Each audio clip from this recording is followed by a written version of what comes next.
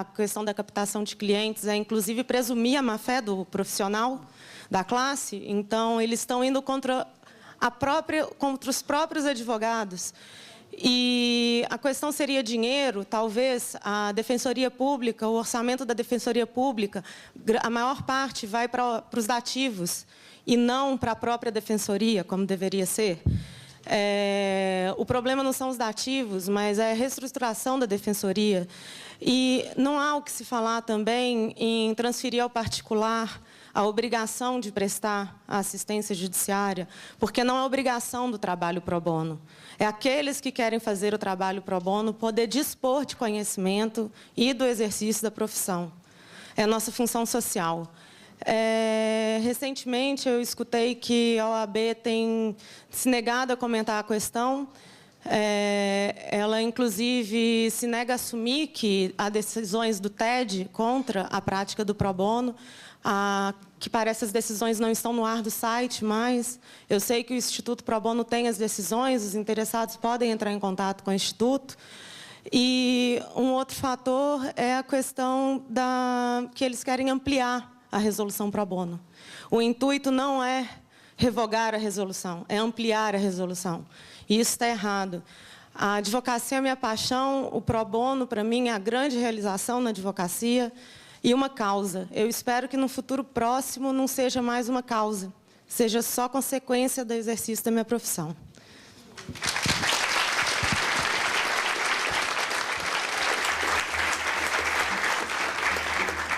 Muito obrigado.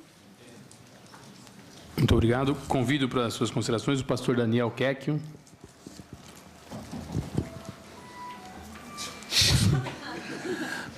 Boa tarde a todos e a todas. Dr. Jefferson, prazer revê-lo. Cumprimento toda a mesa na presença do Dr. Jefferson. Pessoal, eu sou membro da rede social do Centro. E a rede realiza várias ações sociais nas praças, Dia do Bem, em parceria com o Ministério Público também, o Mutirão da Cidadania. E o que a gente vê nas ruas é a extrema necessidade das pessoas entenderem e aprenderem a sua cidadania. E para isso acontecer, muitas vezes o cidadão precisa buscar os seus direitos. Invariavelmente ele precisa de um advogado para que esteja orientando ele, para que esteja mostrando caminhos para ele. E um testemunho bem claro que ficou para mim foi em um mutirão nosso, que o Pro Bono participou, e que estava lá o Ministério Público Estadual, estava o Ministério Público Federal, estava a Defensoria, e eu até pensava, puxa vida, tem bastante coisas da área jurídica, e o Pro Bono também foi nesse mutirão, eu achando que tinha muita coisa ali. De repente a tenda do Pro Bono foi uma das mais frequentadas do evento. Teve muita gente indo lá e os advogados ali prestando ali uma orientação gratuita e com atenção, a gente via com carinho.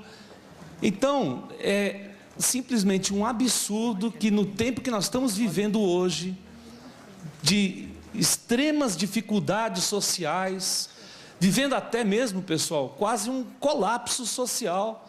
Só no centro de São Paulo tem 16 mil pessoas morando na rua. Sabe, 16 mil no centro de São Paulo, morando na rua. E a gente discutindo se pode ou não pode. Não, eu deixo aqui, sabe, o meu protesto. Eu sou a favor da advocacia pro bono.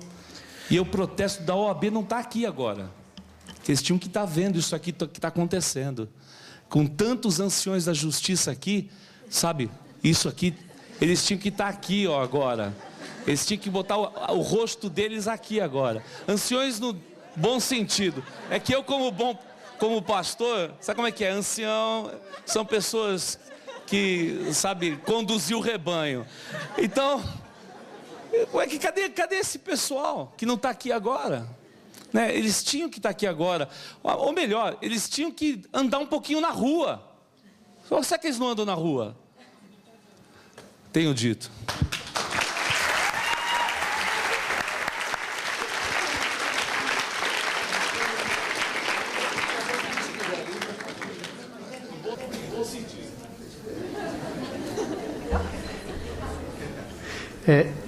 Agora, muito obrigado, pastor Enel. Doutor Leonardo Sica, vice-presidente da Associação dos Advogados de São Paulo.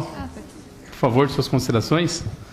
Bom, boa tarde a todos. Eu também me sinto envergonhado, como advogado criminalista, me sinto envergonhado de falar depois do Zé Carlos Dias, do Maris, do Toron, do Miguel Reale, eu nem poderia estar falando.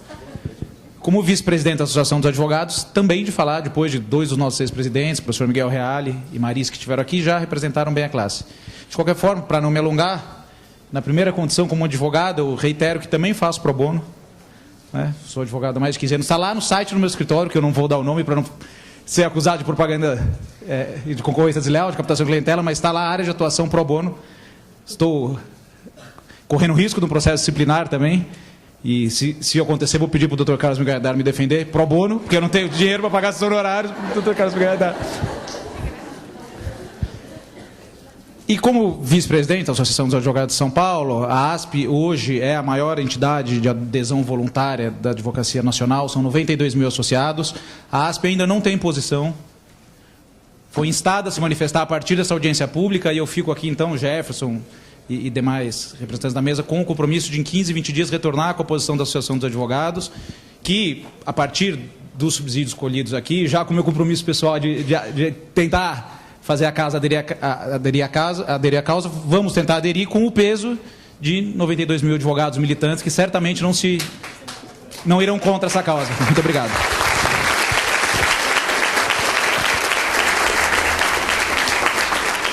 Doutor Leonardo, muitíssimo obrigado.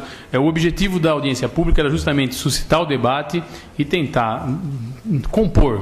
Acho que caminhamos no mesmo lado e é possível, entendemos que é possível uma composição entre todos os interessados para buscar a melhor solução possível para esse problema que se apresenta. Chamo agora, então, Arthur Menegon da Cruz, Cia de Pascoal de Participações. Boa tarde a todos. Não vou me alongar muito depois do que todos aqui já disseram, mas eu queria trazer apenas um dado que adiciona aquilo que já se disse, né? Além dos 700 mil advogados que temos, ou estudantes de direito cursando, nós temos hoje, o país hoje tem mais de 1.100 cursos, está nessa mesma matéria da Folha, número esse que supera, somados, Europa e Estados Unidos juntos. Nós temos aqui no Brasil. Ao mesmo tempo, acho que o pano de fundo de toda essa discussão é que nós somos um país pobre. Nós temos ainda uma extrema pobreza. Não quero aqui, longe de mim, querer entrar em qualquer tipo de discussão político-partidária, mas creio eu que os R$70 per capita que a nossa presidente entende que tira alguém da extrema pobreza, na minha visão, na minha simples visão, isso não é a verdade. E nesse contexto, né, é que se encaixam as pessoas que necessitam, que demandam, que carecem do apoio desse público que está aqui e de todos os apoiadores dessa causa. Não é possível, numa família cuja renda mensal per capita seja de R$70, malemar comida ela põe na mesa de casa, quanto mais contratar um advogado. Daí porque a nossa causa é muito mais um papel social decorrente da situação do nosso país, do nosso povo que é pobre, né? E por isso é que realmente nós temos que lutar para liberar, para aprovar, para que nós, advogados, tenhamos a liberdade de trabalhar, de atender da forma que bem entendamos quem nós bem queremos assim na sociedade. Muito obrigado.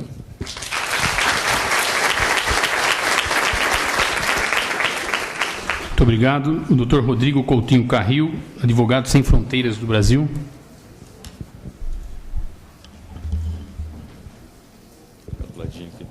Boa tarde a todos. Renovo aqui os cumprimentos a todos os integrantes da mesa, feitos pelos meus antecessores. Digo que eu fico muito feliz de estar aqui hoje, nesse plenário, com os meus 25 anos de idade, e estar aqui dividindo com os senhores, que são ícones, são ídolos, na verdade, e compartilhando dessa mesma opinião.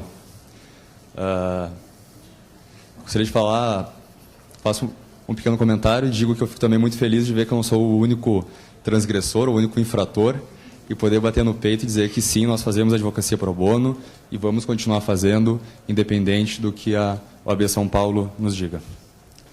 Eu falo também em nome da Advogados Sem Fronteiras, eu gostaria de pedir licença para falar um pouco sobre essa organização. Nós estamos presentes hoje em 16 países e lutamos pela defesa dos direitos humanos. Nós somos, na verdade, uma rede de advogados que atuam de forma voluntária. Ou seja, a nossa única motivação é um ideal. Todos nós trabalhamos por um ideal. E esse ideal nos trouxe atividades muito interessantes. Eu gostaria de falar apenas de duas. No Paquistão, nós tivemos uma moça condenada por blasfêmia contra Maomé, uma moça cristã, e qualquer pessoa que a defenda no Paquistão, acabará sendo jurada de morte pelos grupos fundamentalistas. Nós, então, através do nosso presidente da ASF, praticando a advocacia pro bono, foi até o Paquistão. Nós vamos até o Paquistão e estamos, então, defendendo essa moça lá no Paquistão. Aqui no Brasil, no Mato Grosso do Sul, acho que todos estão acompanhando aquele caso dos índios Guarani Kaiowá, que tem uma carência extrema de suporte jurídico na defesa dos seus direitos fundamentais. Da mesma forma, os advogados nesse estado que tentam atuar, tentam defendê-los, acabam sofrendo pressões, perseguições, ameaças, como todos sabem que acontece. Da mesma forma, criamos um grupo de trabalho, uma comissão. Estamos hoje no Mato Grosso do Sul também, atuando diretamente com esses povos. Aqui em São Paulo, infelizmente, nós temos essa proibição que não nos permite atuar de uma forma um pouco mais incisiva e mais eficiente. O que eu queria falar, basicamente, é que a gente entende que o amplo acesso à justiça é o pilar fundamental na busca dos direitos humanos. E a gente entende que isso deve ser considerado, o acesso à justiça deve ser considerado como uma premissa básica para a construção de uma sociedade que digamos que quer ser justa, né? Apesar de tudo que a gente vê. Então, nós apenas gostaria de ratificar aqui o apoio da ASF a essa causa e dizer que nós entendemos que essa proibição da OAB São Paulo é sim uma violação aos direitos humanos. Então, nós estamos aqui à inteira disposição do Ministério Público, da OAB São Paulo. Nós fazemos esse trabalho já em outros países, em parceria com ordens de advogados em diversos países pelo mundo, e essa situação é realmente sui generis, que nós encontramos aqui em São Paulo. Então, a gente se coloca à disposição para encontrar uma solução a esse ponto. Obrigado.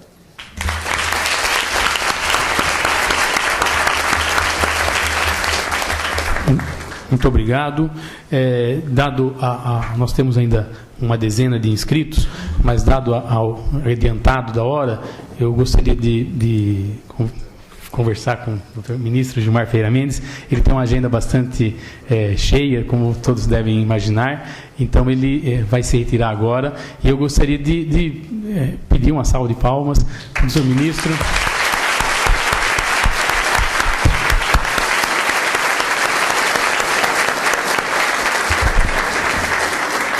Por ter aceitado o convite de debater o tema e engrandecer o nosso debate.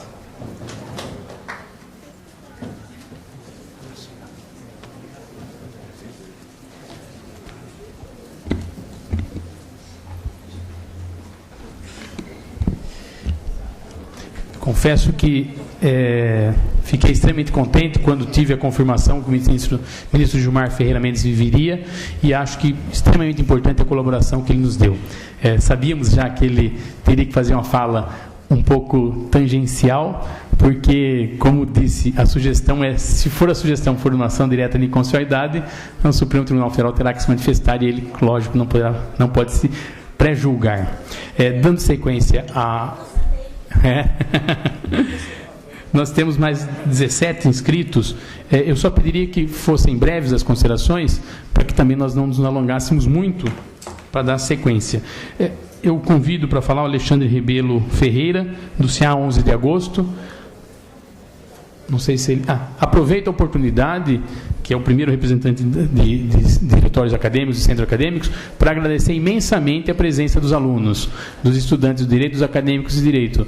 Acho que a audiência pública não teria o brilhantismo que está tendo se não fosse a presença dos senhores estudantes, que engrandecem e acho que legitimam a nossa realização. Então, muito obrigado.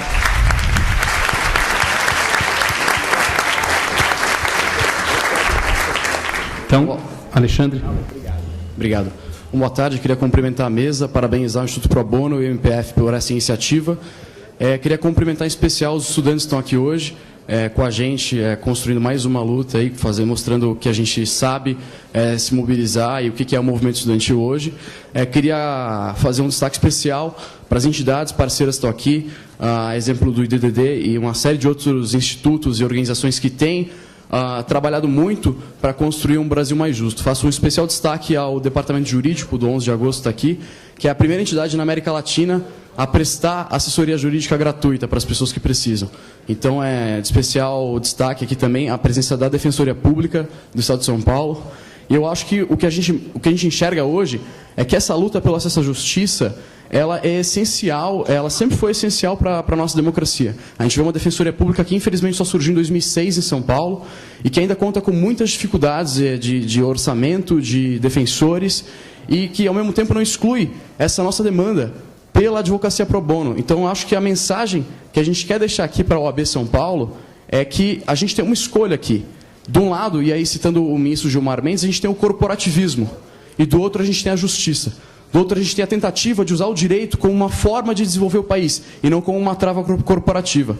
Então, mais uma vez, eu gostaria de deixar aqui esse apelo do 11 de agosto, dos estudantes de Direito da Faculdade do Largo de São Francisco, para que a gente olhe um pouco mais para o direito como integrante de um sistema político, de um sistema, de um país que está caminhando para o desenvolvimento, que está caminhando para melhorar. Então, acho que a gente tem que se enxergar não só como uma classe isolada, a gente não tem que defender nossos interesses, mas a gente tem que olhar o meio onde a gente está inserido. E, a partir daí, tentar derrubar decisões absurdas como essa. Decisões absurdas que pensam apenas numa classe que já é privilegiada, que são os advogados. Então, acho que, a partir do momento que a gente conseguir olhar um pouco aí para fora desse mundo jurídico, dessas cortes que a gente se encerra, a nossa linguagem, a nossa vestimenta, e olhar para a rua, olhar para quem precisa do direito, olhar para a população carcerária desse estado de São Paulo, que é a maior do país, para um país que ainda acredita no direito penal como uma maneira de resolver problema social, é olhar para esse cenário, e que a professora Flávia falou, para essa realidade,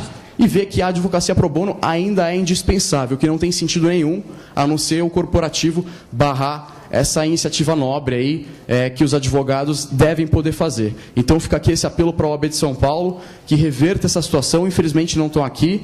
Acho que isso é um pouco a mostra de uma ausência de diálogo. E espero que no futuro a gente possa ter essa mudança e o Centro Acadêmico 11 de Agosto fica comprometido com essa demanda, com essa luta, e convida todo mundo aí, a participar de forma ativa, de cobrar o presidente da OAB de São Paulo, de cobrar os nossos representantes lá, para que mudem isso efetivamente.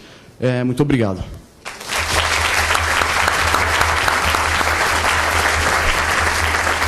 Muito obrigado, Alexandre. Convido o doutor Antônio Mafezoli, da Associação Nacional de Defensores Públicos, para sua manifestação. Boa tarde a todas e a todos. Eu represento aqui os já mencionados 5.500 defensores públicos do Brasil. E a primeira função minha aqui é esclarecer um mal-entendido que muitas vezes pessoas não bem intencionadas procuram semear, de que os defensores públicos são contra a advocacia pro bono. Não o são. Não o são desde o primeiro momento. O Fux pontuou hoje como o segundo dia mais importante do Instituto Pro Bono.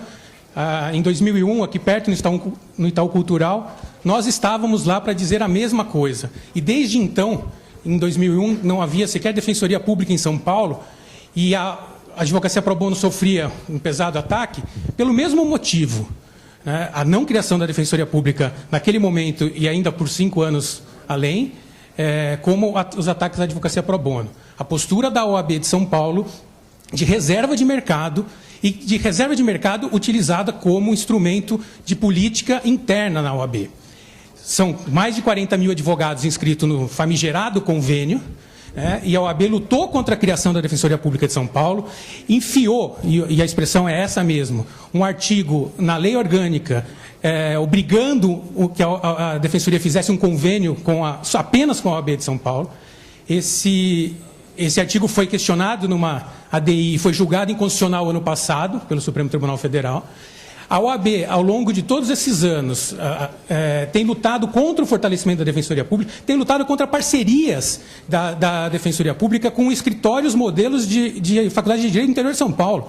Tem questionado e pressionado os advogados de entidades de direitos humanos, convênios que a Defensoria Pública fez autonomamente com entidades de, por exemplo, promoção e defesa dos direitos da mulher, vêm sendo questionados, e com ameaça de representação criminal, de processo civil. Então, digo isso porque há muitos jovens aqui, muitos estudantes talvez não saibam da essência disso. Nós nos colocamos, como disse, desde sempre, ao lado da advocacia solidária, e a advocacia solidária, diversas entidades que aqui estão, como o Pro Bono, IDDD, o Conectas, têm sido parceiros importantíssimos do fortalecimento da Defensoria Pública, por entenderem que uma coisa é o dever do Estado de prestar assistência jurídica integral e gratuita às pessoas necessitadas, nos termos já citados do artigo 5º, inciso 74 e do 134 da Constituição. Outra coisa é a possibilidade de advogados ou psicólogos, assistentes sociais, carpinteiros, contribuírem solidariamente para uma sociedade mais justa. É difícil achar um adjetivo para qualificar essa postura da OAB de São Paulo, e pontuo que é de São Paulo porque nacionalmente isso não se repete. A OAB em vários estados é parceira de movimentos como esse e da própria fortalecimento da Defensoria Pública. Então, com muito orgulho que a Associação Nacional de Defensores Públicos está nesse segundo dia mais importante, cumprimentando o Ministério Público Federal pela iniciativa e torcendo também, como já falado por alguns, para que dessa audiência pública e desse inquérito civil se avance muito e que se permita, como em muitos lugares do mundo, que os advogados que quiserem possam exercer solidariamente, prestar assistência jurídica às pessoas carentes. Obrigado.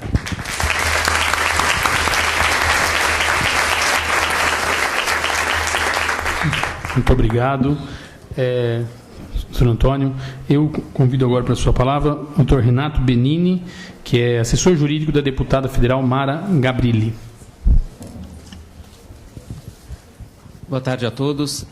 Eu queria agradecer em nome da Mara o convite tanto do Instituto Pro Bono quanto do MPF para estar aqui hoje falando desse tema. A Mara, infelizmente, não pôde comparecer por uma agenda que ela já tinha assumido o ano passado, mas ela deixou uma carta que eu peço licenças para ler,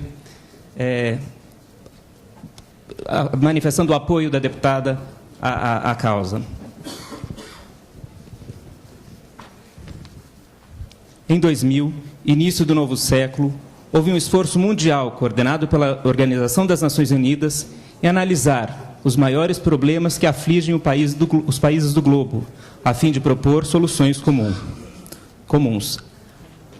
Ao final deste estudo, a ONU estabeleceu os 8 Objetivos do Milênio, que devem ser atingidos por todos os países membros até 2015. Um desses objetivos é justamente a união da sociedade, todo mundo trabalhando pelo desenvolvimento. O Brasil tem se destacado em algumas frentes, como a universalização no acesso a medicamentos para HIV/AIDS e nas negociações junto à Organização Mundial do Comércio, por exemplo. Mas os brasileiros têm se destacado especialmente na doação de seu tempo, trabalhando para causas de interesse social, contribuindo para o alcance dos objetivos do milênio. O Brasil está entre os 10 países com maior número de voluntariados, segundo o recente estudo realizado pela CAF, instituição britânica, que realizou o maior levantamento sobre o tema em nível internacional. O estudo mostra que o Brasil, embora ocupe apenas a posição número 83 no ranking dos países mais generosos em doações, ranking este liderado pela Austrália, o Brasil está entre os 10 países com maior número de voluntários. São cerca de 18 milhões de brasileiros que doam o seu tempo e conhecimento para ajudar pessoas desconhecidas ou organizações da sociedade civil. O trabalho pro bono é uma forma de trabalho voluntário, no qual a pessoa oferece seu saber e sua competência profissional, não sendo, no entanto, remunerada. A definição do dicionário para voluntário é aquele que faz ou deixa de fazer sem coação, nem imposição de ninguém, e que está em nosso poder, ou que depende do nosso livre-arbítrio fazer ou deixar de fazer determinada coisa. O acesso à justiça, um direito constitucionalmente garantido, é, sobretudo, um caminho para a redução da pobreza, promoção da igualdade e da democracia. A população carente do Brasil tem suporte na Defensoria Pública, garantida pelo Estado, para o acesso à justiça. Porém, como uma instituição ainda jovem e em estruturação, ainda não tem como marcar a demanda crescente. Para ilustrar um pouco as transformações provocadas pelo trabalho pro bono, a deputada diz, quero lembrar, em 2001, um filme chamado I Am Sam. Esse filme é do Champagne, conta com Champagne e Michelle Pfeiffer no elenco, e conta a história de um jovem pai com deficiência intelectual que é defendido por uma advogada pro bono, voluntariamente, para manter a guarda de sua filha, que, abandonada pela mãe, iria ser encaminhada para um orfanato. Era a primeira vez que a advogada trabalhava sem remuneração, e isso mudou a sua vida. Não só mudou a vida do atendido, da pessoa atendida, como a própria vida dessa advogada, que mudou a sua forma de enxergar o mundo e, sobretudo, de reconhecer a diversidade humana. Estamos, pois, diante de uma situação em que a decisão por prestar ou não um trabalho voluntário deveria ser, como o próprio conceito de voluntário propõe, uma deliberação exclusiva daquele que se sente tocado por auxiliar o próximo. Grande abraço, Mara Gabrilli. Obrigado.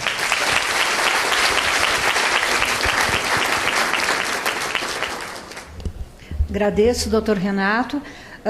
Vou presidir aqui os trabalhos por alguns minutos na impossibilidade, ausência ocasional aqui do titular, doutor Jefferson Aparecido Dias, e chamo agora Enzo Vasques Casavola Facchini, que é representante do Centro Acadêmico João Mendes, da Faculdade de Direito Mackenzie. Bom, boa tarde a todos. Eu vou pedir a licença para ler o que eu escrevi, porque todo bom estudante vem com a cola de casa. A participação dos estudantes nessa audiência tem papel ímpar, em especial para a construção de um debate plural e capaz de traduzir os anseios de toda a sociedade brasileira.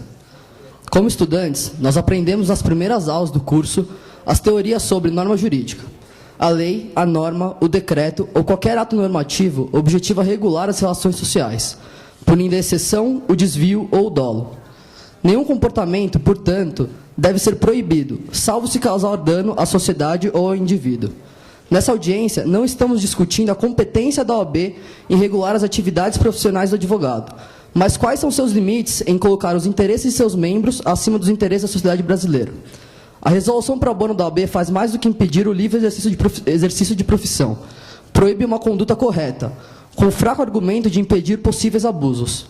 Ora, ninguém cogita proibir o uso do carro porque alguns cometem exageros ao volante. As vantagens do automóvel sempre vão superar a sua proibição. O que se pune é a infração, o abuso e o excesso. A OAB, sob o argumento de proteger a sociedade de possíveis desvios na prática pro bono, restringe o acesso à justiça, impede o livre exercício da profissão e coloca seus interesses particulares acima dos interesses públicos. A prática pro bono é incentivada e até obrigatória em inúmeros países. Por que aqui é diferente? A justiça é um conceito que nos acompanha nessa profissão. E em um país com milhões de analfabetos, com milhões de pessoas dependentes da assistência jurídica gratuita, qualquer limitação ou acesso à justiça é uma limitação para o desenvolvimento social do país. Hoje estão presentes aqui inúmeros representantes acadêmicos, como da Mackenzie, da PUC, da USP, da FGV, e tantos outros estudantes estão aqui para dizer uma única coisa: vamos deixar de ser egoístas. Há um Brasil aí fora carente, que ainda sofre por não conseguir uma assistência jurídica ampla, e nós não podemos mais monopolizar a justiça no país. Devemos relembrar o juramento feito pelos senhores na colação de grau, onde prometeram socorrer aos que precisarem de justiça, servindo a todo ser humano, sem distinção de classe social ou poder aquisitivo.